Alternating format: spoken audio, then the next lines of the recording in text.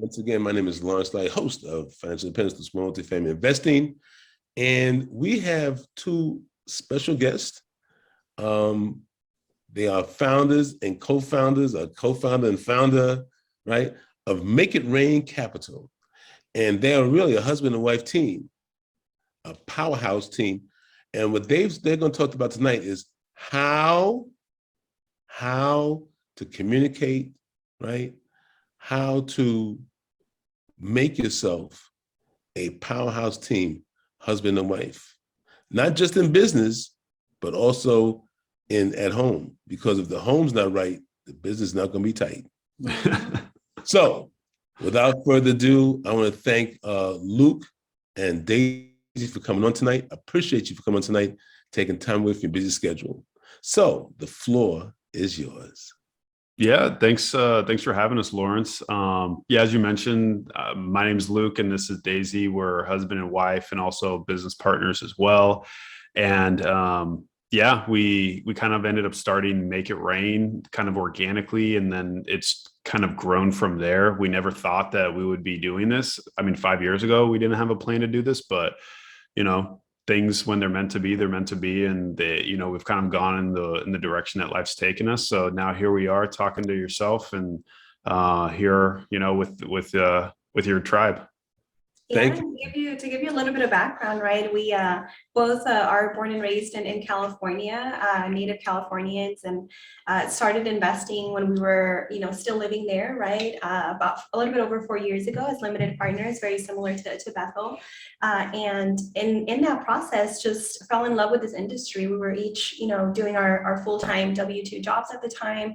As Luke mentioned, not interested in being on the active side as operators at all, and just started a podcast to be able to educate and provide access to our friends and our family and people that we were talking to. And that just really sort of took us down this journey of, learning more, right? Creating this tribe, a super big network and an amazing network at that. And it was that network that started kind of planting that seed, right, of you should be on the active side. And after, meeting so many people and just learning more about the industry, we ended up reverse engineering what the kind of life we wanted to have in the next 10 years. And everything led to real estate for us in terms of, getting married, having a family, the kind of lifestyle that we wanted to have in the future.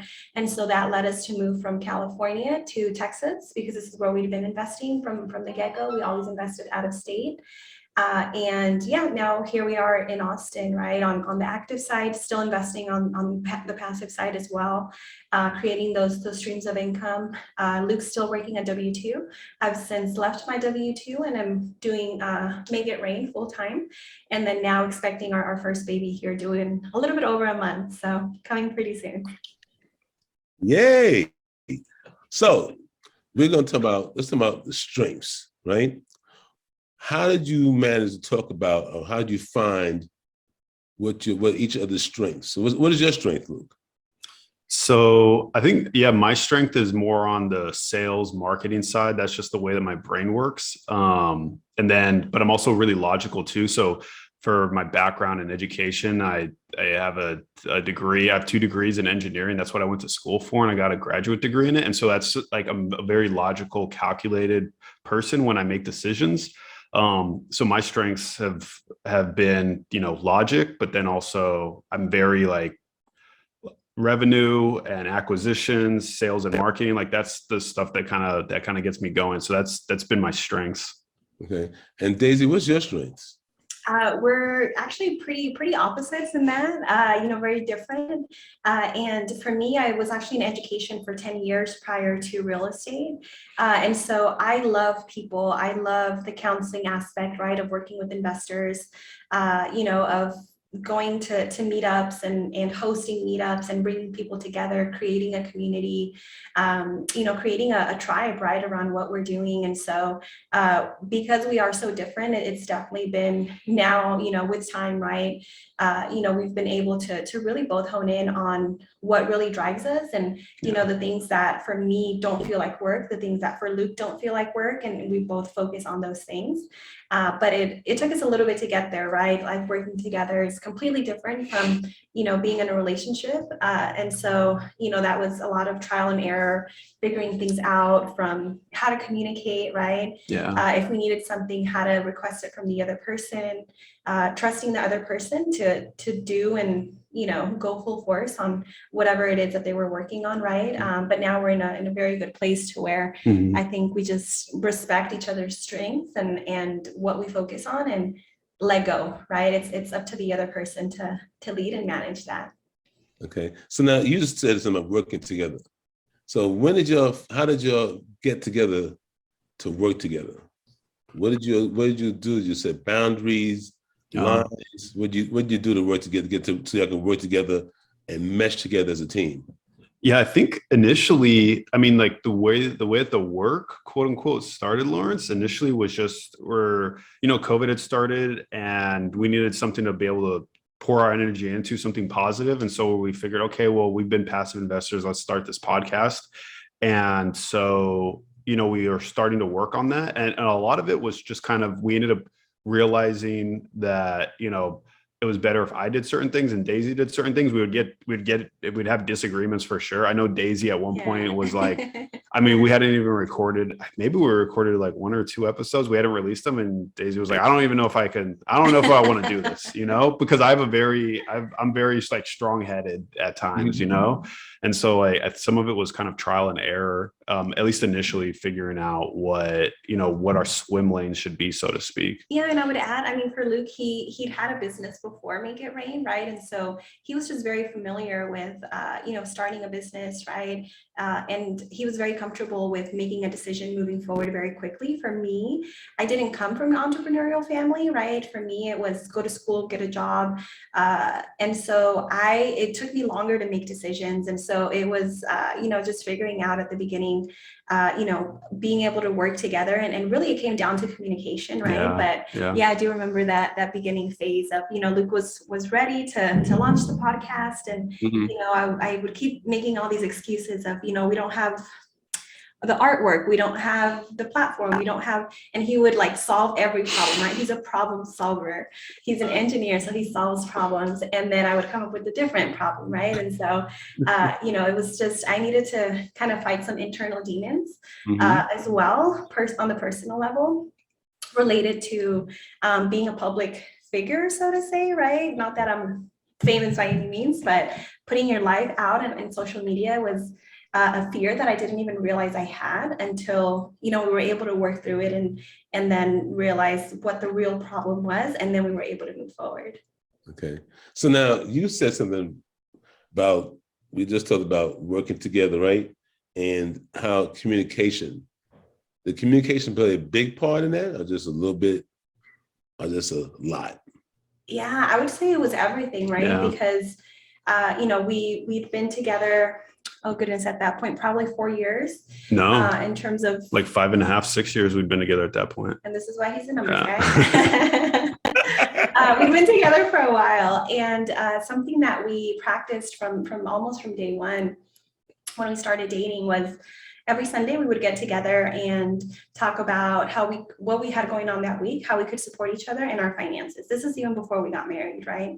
Mm-hmm. We've only been married almost 2 years, coming up on 2 years. And so, I think that really set a foundation, right, to where when we started the business together, we had practiced communication very, very well, very extensively, I would say, as well. And, knowing each other's, I know it sounds like kind of frou-frou, but knowing each other's love languages and also our like apology language helped a lot to be able to communicate through the business side of things and be able to move forward. So you said you read the book, The 5 Love Languages, obviously? Okay. We did.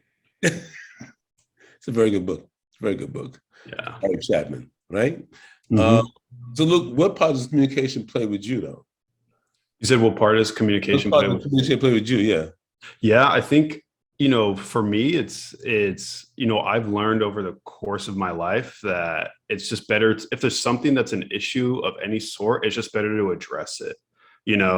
I think that things that are unresolved, whether with yourself or with other people, like whatever the relationship is, if you want to have like a long-term healthy relationship, if you push things down and if you don't address them, or if you just, put a blind eye to it, it just only comes back stronger. And so I think very early on in our relationship, if like something was an issue, I was like, okay, well, let's try to talk about it and solve it. I had to learn that, okay, well, it takes time to process things, right? And kind of understand what the real issue actually is or was.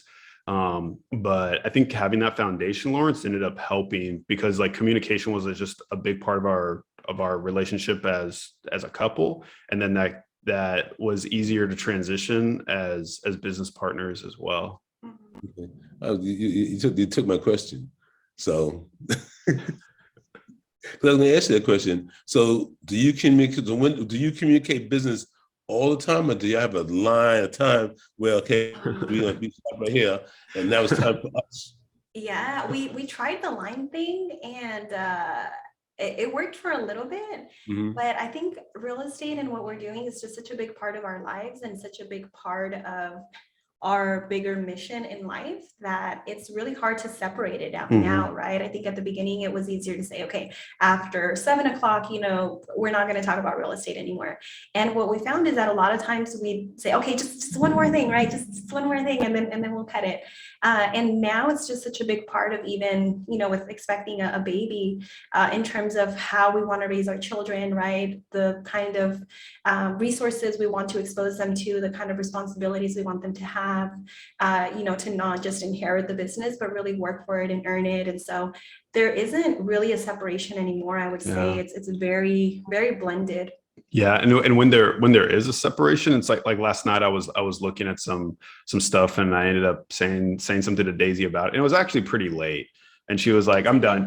Yeah, she was like, I'm done. Like, I'm done, I was like, okay, all right, I get it, because I've been there before too, right? Where after a certain time or hour, it's like this isn't I just need to turn my brain off, right? But yeah, to Daisy's point, because of how ingrained it is, and because of so much like emotion that we have behind our respective goals, and then like what we feel like our mission is and what the goals that we have together, it is difficult, and we almost don't try to have this separation in the same way that we did before, because it's like, well, this is our life, it's like we have our physical health and our spiritual health and our financial health and our business health and all of these sorts of things. And it's like it's all just like one big thing that comes together.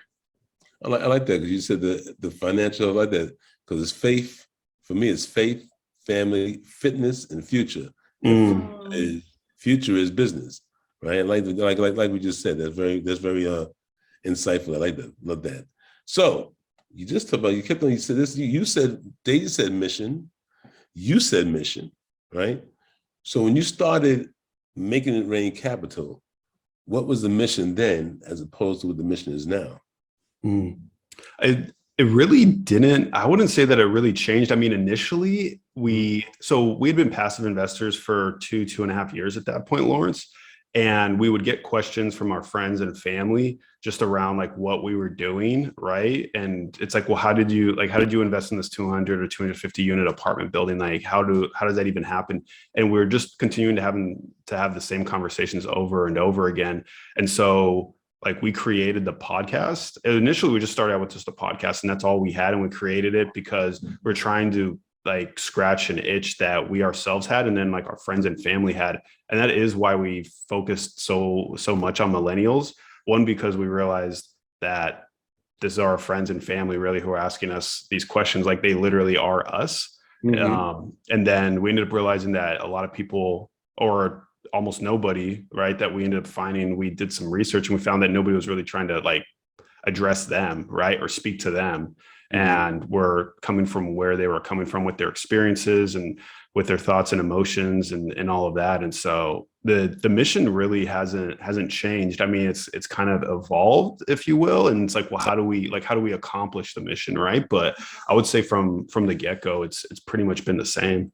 Yeah, and I would say it'll probably continue, right, in terms of creating more access for millennials. I think now it's been great to see more and more younger people in this space, right, both on the passive side and on the active side. But we definitely saw that there was a gap, right, in terms of we would go to conferences, we would go to meetups, and there weren't very many young people, right? And so we started asking ourselves why that was, and it became very, very clear, right, in speaking to our friends, to our family, to our tribe, to our community, that a lot of people just didn't know that this was something that was possible. And so for us, the mission really became educating people, right? Letting them know that this is something that's possible, that you don't have to have millions of dollars in the bank, and you don't have to have, come from a family that's an investing family to be able to get started. And somebody gave us that opportunity, right, to start. And so we just really took it upon ourselves to take that role and help others get started, whether it was on the actual investing or just the educational side, right? And I say this all the time, in all honesty, that, whether somebody invests with us or with somebody else, it doesn't matter as long as they get started, right? And so that's really become our mission, right, to create more access. And now it's gone a little bit beyond millennials to also, people of color, right, people that look like us, because there's not as much representation out there. And so it's just sort of expanded a little bit more, but it's really, we're speaking to ourselves, right? To other people that have shared values or characteristics or backgrounds, whatever that might be. Okay. So now you said someone gave you opportunity. So now we're just going around the circle here. But so when you say who gave you opportunity? How that present itself? Is it something you started, like you said, you started 7 years ago? So who gave you the opportunity? What were the opportunities you got? Yeah, so that ended up happening. So I'll kind of rewind. Like I grew up around real estate, in that my parents had a couple of single family rentals, right? That they ended up renting out after they ended up buying another home. And so like I grew up around that. And so I was exposed to that. I ended up reading Rich Dad Poor Dad when I was 23 after I'd finished school, and everything in there is like, I knew it was all these things that I knew to be true, but I just hadn't seen it distilled in some way, right? Fast forward a few years later, had been looking for different ways to get involved, and ultimately ended up, by one degree of separation, ended up getting introduced to a sponsor, who's a very reputable sponsor now at this point, 4 or 5 years later. This was his first deal at the time, him and his partner's very first deal. And so when Daisy talks about the opportunity, it was literally that, right? The investment minimum on that, it was a 506B deal. So the investment so non-accredited investors, sophisticated investors, and it was a $25,000 minimum. And at that time, like I had the money and I was able to. And so that's what Daisy says, like the opportunity, because the investment minimum, it wasn't a 506C deal, right? It wasn't $100,000 minimum. It was like somebody literally was able to provide the opportunity. If I hadn't done that at that time, and then been able to invest with Daisy in another deal shortly thereafter, we combined forces, like we wouldn't be living here, or odds are we wouldn't be living here. Okay. So you just said combined forces. So is Daisy on board when you met about real estate, or just she came on board? I'll let her answer Daisy was not on board. So I grew up very different, right, from Luke, as he mentioned, entrepreneurial family on his side. For me, it was go to school, get an education, right, and get a job, right, and then wait until you're 60 to retire. And so Luke comes into my life, starts talking about investing and alternative investments in general, right, real estate being one of them. He doesn't believe in the retirement system, and so it was just very contrary to what I knew and how I'd been raised, right, how I'd grown up. And so for me, it was very focused on, focusing on a retirement through my job, right, and being able to go that route. And so for me, it took a while, right, to really see the power of multifamily and what it could do. And really what did it for me was two things, right? One, it was once Luke invested and I saw the distributions coming in, then I was more sold, because at that point, seeing the execution of the business plan, I understood the power of passive income, right? If you do this enough times, then you have enough passive income coming in to replace your W-2 income, and then you're able to make other decisions. But I didn't really believe it or trust it until I saw it in action. And then number two, it was really being able to connect my why to what we were doing in real estate. And one of my big whys was really to be able to retire my parents. And so once I saw within real estate the opportunity to be able to retire my parents, both immigrants from Mexico, right, came to this country in search of the American dream and provided for their children and sacrificed so much. And so for me, it was really important to find a way to be able to help them retire. And so once I really linked those two together, that's when I would say the force began in a way, right? To where, we were very much so on the same page there on after. So now back to communication, because you weren't on board yet. So Luke, she said, Daisy just said that she saw the money coming in, right? Distributions coming in. But what did you say to her? You just kept on showing her through your work what you're doing? I think it was literally just exposure, Lawrence. I think, we'd gone to a couple of meetups. I'm definitely much more introverted than Daisy is by far. It's not even close, right? I'm able to extrovert myself, right? But we went to a couple of local meetups at the time. This was 2017. Mm-hmm. And like Daisy went with me, right? Because I needed the support, right? Because I don't know anything. I'm going into this meetup and everybody's so experienced and this and that, and being intimidated in that respect. And so that I think that exposure in some respect ended up helping. But it was like this 1-2 year thing of just always talking about it, looking at stuff like. It was just like a constant sort of exposure, I would say. And then, like Daisy said, once she was able to connect her why, I mean, that's the powerful thing. Once you have some emotion behind something, it becomes much more powerful than it would be otherwise. It was powerful is that the communication both of you had for her to even get to the why. Because you could have probably, because communication is important. You could have been hammering, come on, follow, let's do this. You sat back, for Jesse, you sat back and just kept on doing the work, right? Yeah. After a certain point, it was like, well, I'm sold on this. I mean, like I said before, I'm very much a numbers oriented person. It made complete sense to me, right? I understood it, like the basics of it. And so I was thinking I was like going with my logic, right? And like Daisy wasn't in that respect. She's like, well, I haven't done math in 10 years. Like, I don't like, what does this have to do with anything? I'm like, it's so simple though, and so I took a step back to your point and didn't try to like, I guess, push it. It was more like I was excited about something, so I would talk about it. Right. But it wasn't like I was trying to get Daisy on board necessarily. And I was like, okay, if like at some point she does, it's great. If not, that's fine too, I guess. Like I wasn't thinking about it actively at that point. Yeah, and I think I really appreciated that, right? That he didn't try to force it on me. He didn't expect me to invest or to be interested. Yeah. He just asked me to go with him to the meetup, right? And so it was, okay, well, I can do that, right? I wasn't thrilled about it, to be honest, but it was something that he asked me for support in. And so I was like, okay, if we're supporting each other and, our dreams and our goals and what we're looking to do together, then this is what I need to do, right, for him. And then in that process, I just, the first few meetups, I was not interested at all. It was all over my head. I didn't understand anything they were talking about. They were talking about cap rates and compression and all these different terminology that I just did not understand. And at some point in that journey, once we saw a path forward to be able to do this together, then I realized that I needed to surround myself with my own tribe, right? And that needed to be different because it needed to be me. And so with that, I was still living in LA. We were still living in LA at the time. I started going to a meetup for women specifically in LA. And that's where I felt at home, right? That's where I found my tribe.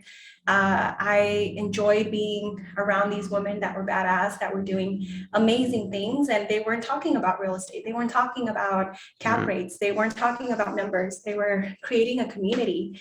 And in that, you do business organically, right? It really comes from that community aspect, but it's much more focused on who you are as an individual. And so once I found my tribe and I found where I could learn and be around other women that were in real estate, then I went full force in that direction. But it took me, first getting exposed to it, right? Second, not being pressured to do it, right? Making that a decision that I made for myself. And then third, finding my tribe and really where I wanted to be. That's a good point, right? That's a good point.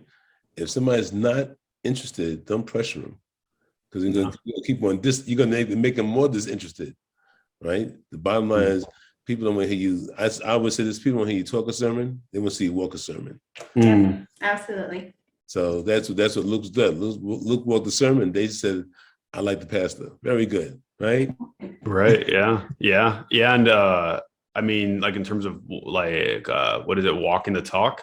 I mean, Right. for me, I focused on, and this isn't anything revolutionary, right? But I focused on making money, keeping the money, like putting it away, socking it away, and then investing the money. That's really what I was focused on at that time, and still am focused on. And so I think Daisy saw that, and we would talk about our finances, so she knew what I had and what I was trying to get to, and so that, I think that ended up helping, right? Because then it's not like, oh, Luke's just talking about this thing and he's just trying to get me involved and blah blah blah. It's like, there's proof positive of it.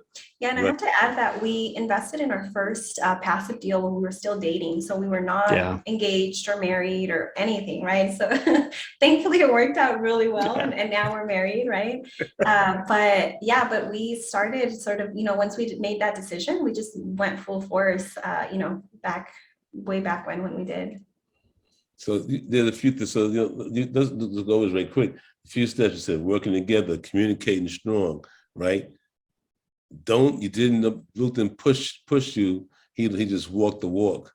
These are some important things that everybody should listen to, right? Because a lot of times a couple together, one person's not interested in something, the other person is, and you just learn how to communicate better. So what books have you read to communicate better? Just something that's just natural to both of you.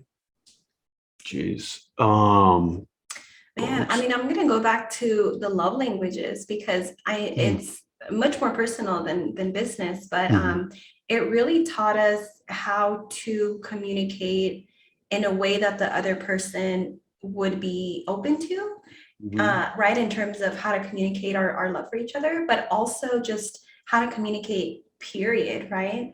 And so with that, like that was I think on our second date is when we talked about that. Yeah. And so it really just kind of set the foundation for everything else thereafter. We also, from that second date, when we first started dating, talked about our Myers-Briggs profiles. And so that helped us just understand how to approach the other person in terms of communication styles, right? What that other person would be open to and what they wouldn't, right? So I knew very early on that the way to communicate and get my point across to Luke was going to be to use logic, right? Because he's so logical. Me being in my feelings and expressing my feelings is not going to help me communicate what I need to communicate to him. And so that's just really also, I would say, kind of gone into the business side of things. But I'm sure Luke has some additions to that. Other than the love languages, I don't know if there's anything else. I think when we first kind of started out dating, I mean, on the personal side, we approached the relationship that we had with no expectations. I think a lot of, like, we had found in the past, and just general, like firsthand and secondhand, like people will kind of have these expectations of the other person. And it's like, well, we're just kind of starting out, like, we don't know. Eventually in the course of the relationship, of course, there's expectations, right, that end up coming, Lawrence, but we didn't have expectations when we first started dating. And then when we started the podcast, it was like, I just told Daisy, I was like, well, all we got to do is 3. Like, let's just do 3, put it out, see what happens, do 5. It's like, if we don't want to, like, nobody's going to listen to it anyway. They have no idea about the podcast. It doesn't matter, So yeah, I mean, I think, tempering expectations and having them low in a positive way was beneficial too. Okay, nice. I like that you said they ain't gonna listen to it anyway. Nobody even knows. Yeah, nobody knows who we are. Yeah. It actually helped a lot because I was so nervous at the beginning when we were doing the first few podcasts, and we said, nobody knows us, we're nobody's listening. And so I said, oh, okay, then it almost didn't matter, right? So now all through all this here, right? Communicating, the Myers-Briggs, right? Create a foundation, right? Creating this business, right? How have you evolved from then to now? Yeah, that's a good question. I think we're just more so on the same page now than we ever were before. We've continued doing that Sunday weekly check-in that I talked about that we do from the very beginning when we first started dating, but we've also since incorporated a business meeting on Sundays as well, where we are able to look at our KPIs, our goals, right? How are we each doing, keep each other accountable. And so that's really helped, I would say, to separate the business and the personal, because on the personal meeting, we talk about personal. On the business meeting, we don't take anything personal that is business related. If we're not hitting a metric, we talk about why. We talk about how we can support each other to be able to hit that metric, or maybe if it's the wrong metric, right? Like, what do we need to do to be able to make that happen? And a big part of that was the book Traction. It's an entrepreneurial operating system. And it just really gave us a structure to be able to have conversations and to have difficult conversations at that, and not take it personal, right? In terms of whatever we talk about on that end, with Traction, it doesn't interfere with our personal life. And so I think having that separation of, even though our lives are very integrated in terms of the personal and the professional, when we talk about issues, we definitely separate that out. Yeah. The other thing that I would add too, in terms of what's changed in the past, essentially 8 years, I think there's just a greater level of commitment as well. I mean, that's, speaking for myself as a man and a husband and a soon to be father, it's like commitment is a very, very important thing, like taking on responsibility, right, of things outside of yourself for other people. And I think there's just a greater level of commitment that's happened over time. And there's, this commitment to our relationship and this commitment to the business. And it's like, I mean, ultimately, like, the relationship comes first, like it has to. If there's we're business partners, if there's no relationship, there is no business. That's just that's just the reality of it. So I would say that's something that has evolved over time, too, Lawrence. Thank you. So, what are your plans for the next? What are your long-term plans? I know what your plans are for the next 90 days. About to be on and popping, but what are your plans for the next, let's say, 3 years? What have you forecast that? Because you seem like, to me, since you have everything on a planner, everything's written down, you have KPIs, metrics, this, that, and third. So I know you have it planned out for the next 3 years. So what are your goals? What are you looking to do in the next 3 years? Yeah, in the next 3 years, like Daisy had mentioned, I work at W-2 now. I work at a tech startup here in Austin. And so at that point, like, I should be out of that job and be working on Make It Rain full time, for two reasons. Why, right? One, because there's the income, but also because of the opportunity cost of continuing to spend time and energy outside of Make It Rain Capital. So that's one thing. We'll also have properly incentivized employees as well around certain functional areas, right? Around acquisitions, around asset management, around marketing and administration, around underwriting. Having those right people in the right seats who are properly incentivized is another big thing. We don't look at much as like at AUM, assets under management, or it's more about, okay, well, what's the income level at that point, and when does that end up making sense? You can back into AUM or equity, right, that the business holds, but those are more so vanity metrics. I mean, to us, it's more of like, well, how much runway do we have? How much is in the bank? What's the net worth? And what's the ultimate income? And then, I mean, another thing also, I mean, this is literally called the 3-year picture in our planning. Another thing is also having first time investors, right? So we like part of our mission is to increase access and education for millennials. So with that, we want at least 10%, which we've exceeded so far, and we hope to continue to exceed. At least 10% of our investors in any given deal are people who haven't invested before, because we feel like, well, if we're able to accomplish that, we were able to accomplish that individually. If we're able to help do that for other people, then I mean, like, imagine where they can go. 4 years ago, we wouldn't be living in Texas buying multi-million-dollar deals and syndicating them together with other partners. And it's like, well, if we provide that opportunity for other people, right, and they're able to take advantage of it, what else can they do for themselves too? So those are some of those things. Are there any other things that I'm missing from there? Yeah, I would say, continuing our community involvement, right? I think that's been a really big part of our journey, right? Is being part of local organizations, giving back, right? Being of service and supporting others that are, either starting or well into their journey, and continuing to grow that community, right? I think when you come from a sincere place and you work to help others, like that just comes back 100-fold. And so it's, continuing to do that, continuing to, my parents invested for the very first time this year. And, the goal is that that's not the end of it, right? Is that Luke's family is also involved. It's that this is, much more than what we can do, right? And it involves our families and our communities as well. And so it's really just about creating that network and community and seeing others grow.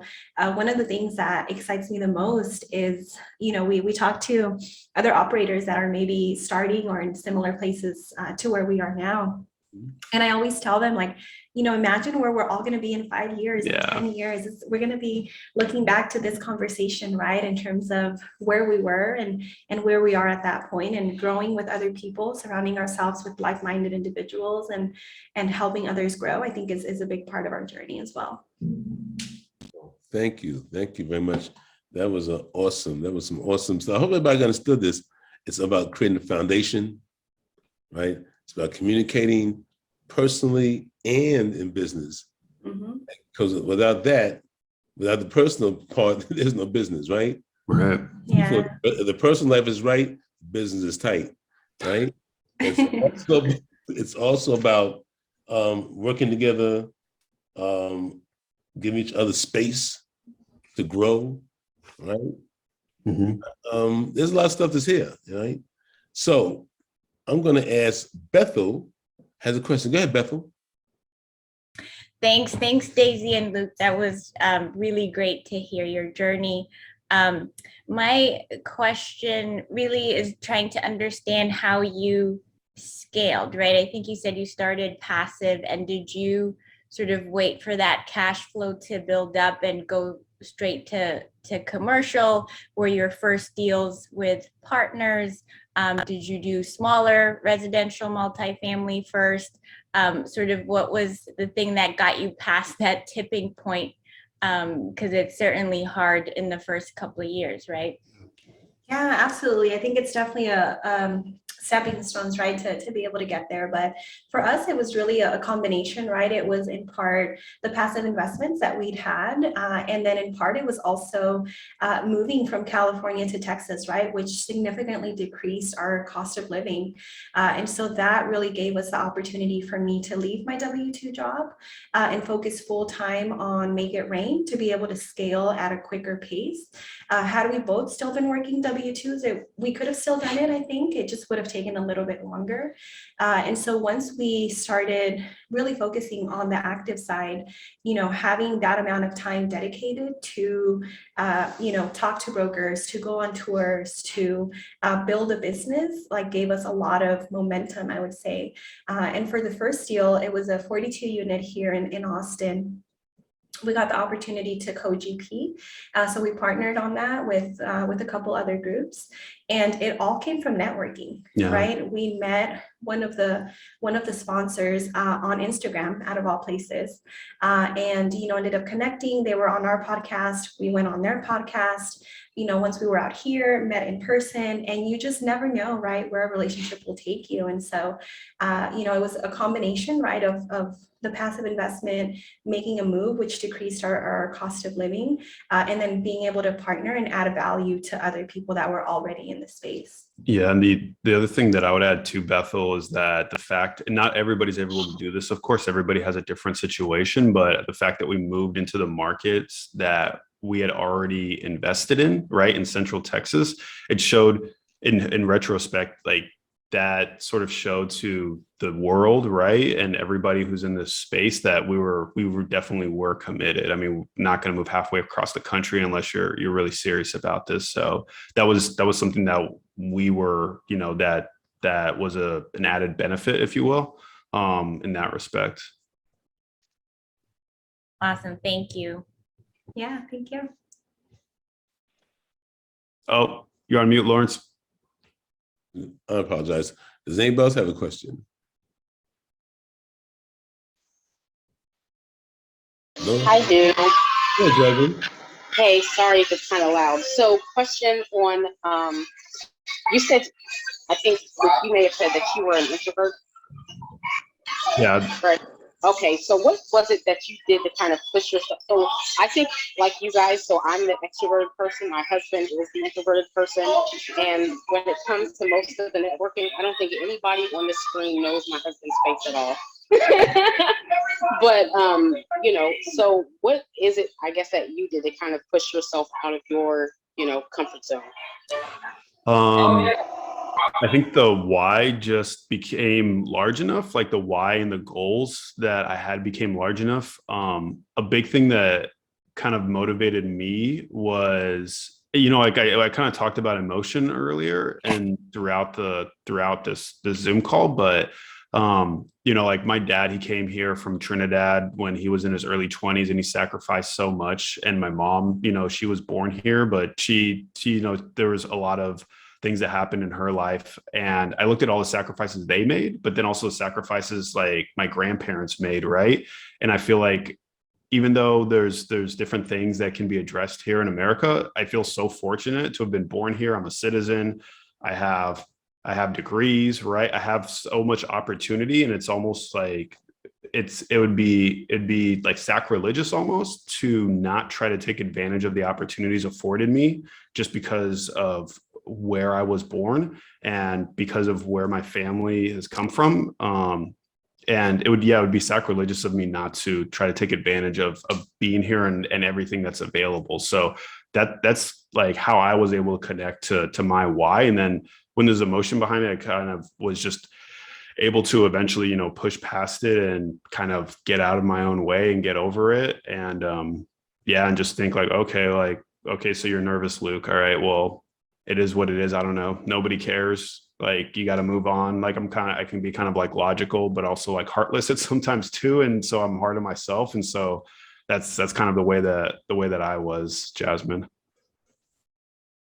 Yeah, and I think some of that is kind of similar. And I think, you know, we ended up kind of doing it to where it's almost like we have different roles because of it, which is, I mean, I'm fine with it, you know. And so I'm the person who does most of the networking and types of things, and he's more into, you know, doing the, I'll say kind of like the grunt work of things, like kind of behind the scenes. And, you know, and so that's fine. But as long as he's fulfilled, you know, it's all good. I definitely like, you know, you guys' you know, your check-ins and separating business and personal and actually having those two separate meetings. I think that's super, super helpful. And I guess, how far along were you, Daisy, into before you quit? Like, I don't quite know the timeline of when you were moving over into Texas and where you guys were and all that stuff. Yeah, good question. So we started investing, Luke started his first passive investment in 2017, end of 2017. And then we did the first one together in 2018, a few months after the first one. Once I started seeing those distributions, and I was like, okay, now I get it. Now I'm ready to invest, try to move forward. And so, yeah, we did the second investment in 2018. And then from there, we just continued, you know, those investments. And then really it was 2020, around April, everything shut down in March of 2020 in LA at least. And so it was really the month after where we decided to launch the podcast. And by May of 2020, we had launched the podcast and started talking about that 10-year plan, right, going forward. And so it took a little bit over a year, probably about a year, close to a year and almost a year and a half for Luke to be able to find a job out here in Austin and for us to be able to transition. So it wasn't right away, right? It definitely, took some time because we needed to have some income when we did move, right? We weren't both ready yet to leave our W-2 jobs. And then, so let's see, we got married in October of 2020.